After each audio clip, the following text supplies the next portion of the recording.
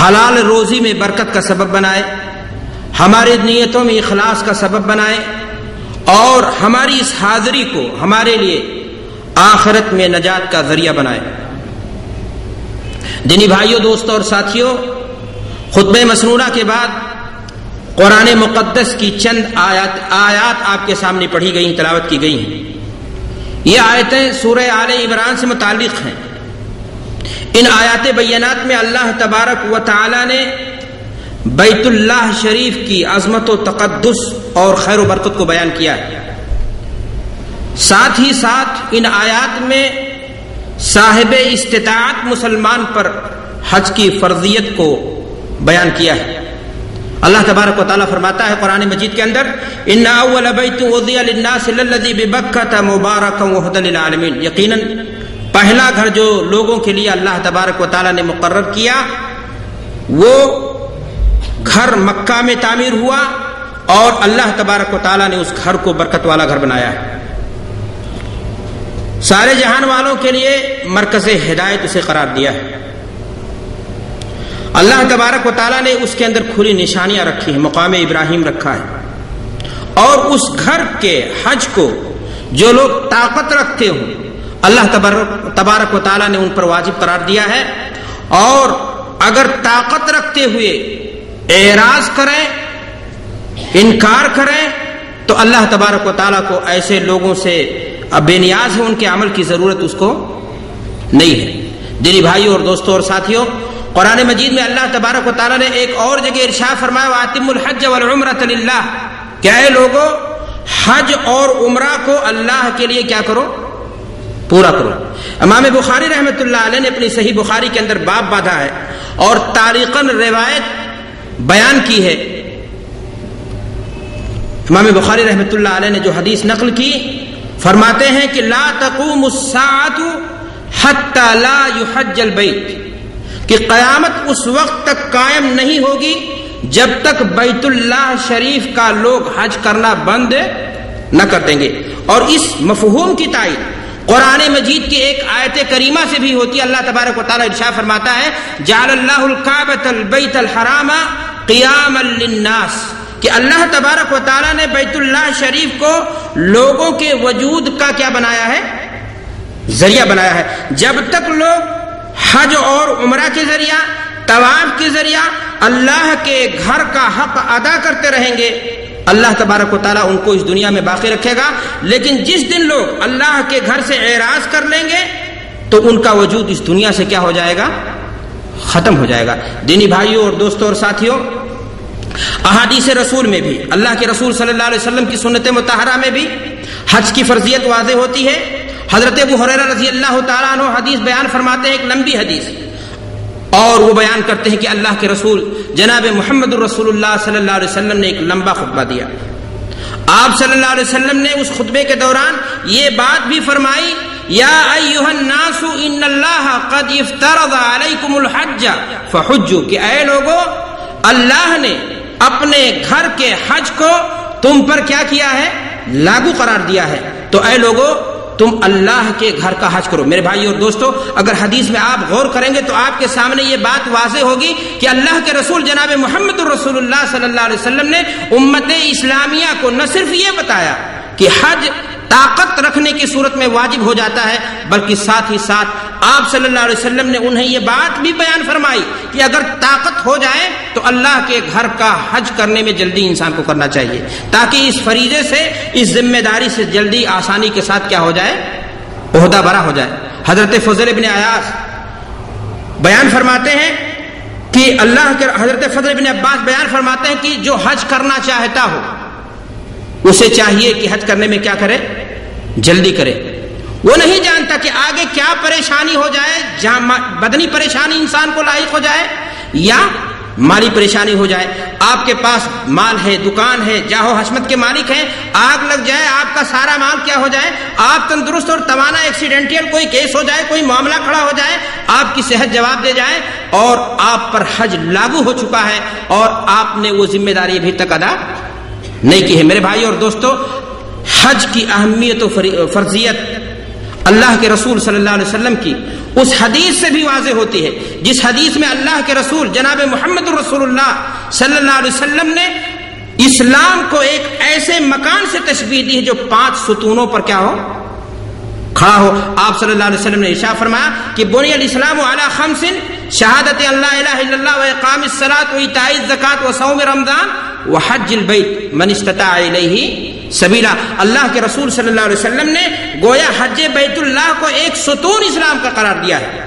ایک انسان اگر طاقت رکھنے کے باوجود بھی اللہ کے گھر کو حج پہ نہیں جاتا ہے تو ایسی صورت میں میرے بھائی اور دوستو خطرہ ہے کہ اس کا ایمان، اس کا اسلام محفوظ نہ رہے۔ اور اس بات کی تائید حضرت علی رضی اللہ تعالیٰ عنہ سے موقوفاً ایک روایت سے بھی ہوتی ہے۔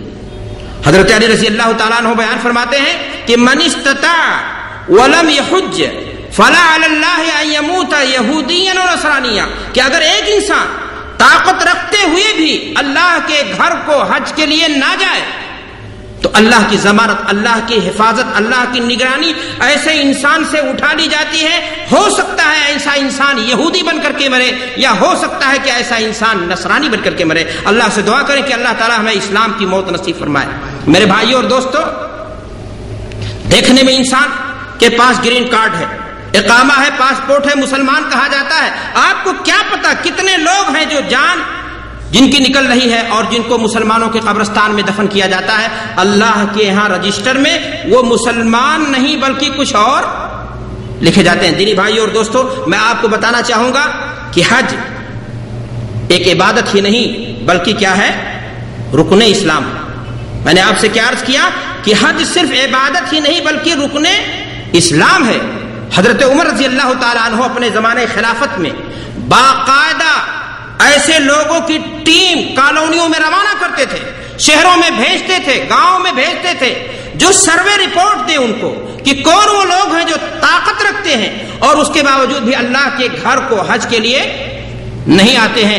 ایسے لوگوں کے بارے میں حضرت عمر رضی اللہ تعالیٰ عنہ نے کہا تھا کہ میں ان پر جزیہ، ٹیکس نافذ کر دوں گا، ما ہم بمسلمین، ما ہم بمسلمین، اس لیے کہ ایسے لوگ مسلمان۔ ٹیکس کون دیتا ہے میرے بھائی؟ ٹیکس کون دیتا ہے؟ مسلمان دیتا ہے۔ حضرت عمر رضی اللہ تعالیٰ عنہ کے اس اثر کو سامنے رکھیے اور موجودہ معاشرہ پر آپ ایک نگاہ ڈالیے، آپ کے سامنے حقیقت واضح ہو جائے گی کہ کتنے لوگ ایسے ہیں جو طاقت رکھتے ہوئے بھی اللہ کے گھر کو حج کے لیے نہیں جاتے ہیں۔ ان کے پاس بہانے مختلف ہیں۔ کسی کے پاس بہانہ ہے کہ ہم اپنی ڈیوٹی سے نہیں چھٹی پاتے ہیں، کسی کے پاس بہانہ ہے کسی اور چیز کا، کسی کے پاس بہانہ اپنی بزنس کو چمکانے کا۔ کوئی آدمی آ کر کے کہتا کہ ہم نے مال اکٹھا کر رکھا اپنے بیٹی کی شادی کے لیے۔ میرے بھائی اور دوستو، اگر آپ نے بیٹی کی شادی اور اس کے جہیز کے لیے مال کو اکٹھا کر رکھا ہے اور سال اس مال پر گزر گیا، آپ کو زکوٰۃ بھی دینی ہوگی، آپ کو حج بھی کرنا ہوگا، یا حج کا مہینہ آنے سے پہلے اپنے بیٹی کی شادی کر دو، یا پھر آپ کو اس مال میں یہ بہانہ بنا کر کے کہ ہم نے بیٹی کی شادی کے لیے۔ اسلام نے بیٹی کی شادی میں اتنی ذمہ داری آپ پر تو نہیں ڈالی، آپ نے اس چیز کو بلایا ہے، آپ نے اس معاشرے کو ایکسپٹ کیا ہے جس معاشرے میں جہیز ہے، ورنہ اسلام نے تو اس لعنت سے آپ کو کیا کیا تھا؟ پاک کیا تھا۔ میرے بھائی اور دوستو، میں عرض یہ کر رہا تھا کہ حج ایک ایسی عبادت ہے جس کو اگر آپ غور کریں گے تو آپ کو پتا چلے گا کہ اللہ تبارک و تعالی نے ساری عبادتوں کو حج کی عبادت میں کیا کیا ہے؟ سمو دیا ہے۔ نماز، روزہ، صدقات و خیرات، انفاق فی سبیل اللہ، صبر، تحمل، قربانی، قرآن، ذکر و تلاوت، تسبیح و تحمید، وہ کون سی چیز ہے جو حج کے اندر نہیں پائی جاتی ہے؟ لیکن افسوس کی بات ہے آج 30-40 لاکھ لوگ مسلمان حج کرتے ہیں، لیکن حج کی برکت سے کیا ہوتے ہیں؟ محروم ہوتے ہیں۔ وجہ صاف ہے کہ شاید حج کی جو روح ہے اس روح کے ساتھ ہم حج کرنے کے لیے تشریف وہاں نہیں لے جاتے ہیں۔ علامہ اقبال رحمۃ اللہ علیہ نے فرمایا تھا کہ رگوں میں وہ لہو باقی نہیں ہے، وہ دل و آرزو باقی نہیں ہے، نماز و روز و قربانی و حج وہ سب باقی ہے، تو باقی نہیں ہے۔ آج انسان یہ ساری عبادتیں فارمیلٹی کے طور پر کرتا ہے، اور یہی وجہ ہے کہ حج کرنے کے بعد جب گھر کو واپس ہوتا ہے تو اس کی جو حقیقی برکت ہے، جو اس کی فضیلت اس کو ملنی چاہیے، ان تمام حقیقتوں سے کیا ہوتا ہے؟ وہ محروم ہوتا ہے۔ دینی بھائیوں، دوستوں اور ساتھیوں،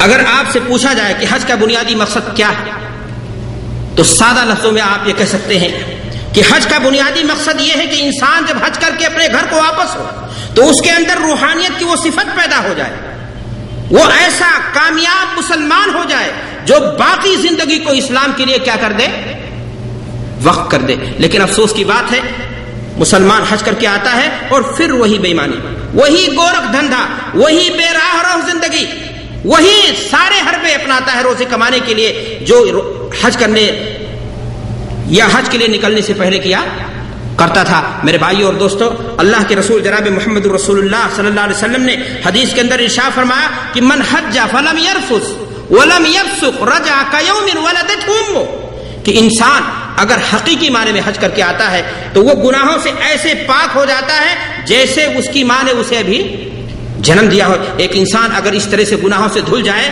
تو اس کی زندگی میں انقلاب آنا چاہیے، اس کی زندگی میں تبدیلی آنی چاہیے، اس کی زندگی میں بدلاؤ آنا چاہیے، روحانیت کی اس کے اندر اسپرٹ آنی چاہیے، تقویٰ اور خوف و خشیت اس کے اندر پیدا ہونی چاہیے۔ لیکن اگر یہ ساری چیزیں نہیں ہوئیں اور حج کر کے آیا تو حج اس کا کیا ہوا، فارمیلٹی کا ہوا، صحیح معنی میں جو سنت کا طریقہ تھا اس نے حج نہیں کیا، یا اور کوئی کمی اس کے اندر رہ گئی۔ میرے بھائی اور دوستو، اللہ کے رسول جناب محمد رسول اللہ صلی اللہ علیہ وسلم سے جب ایک بار پوچھا گیا ای العمل افضل یا رسول اللہ، اے اللہ کے رسول صلی اللہ علیہ وسلم آپ یہ بتا دیجئے کہ افضل ترین عمل کیا ہے، تو آپ صلی اللہ علیہ وسلم گویا ہوئے کہ افضل الاعمال ایمان باللہ، ایمان باللہ سب سے افضل ترین، اس لیے کہ کفر کی لعنت سے اس کے ذریعہ انسان کیا ہوتا ہے، بری ہوتا ہے۔ میرے بھائی اور دوستو، اس کے بعد اللہ کے رسول نے فرمایا ثم الجہاد فی سبیل اللہ، تیسرا جو نام لیا اللہ کے رسول نے فرمایا ثم حجۃ مبرورہ، کہ پھر اس کے بعد درجہ ہے کس کا،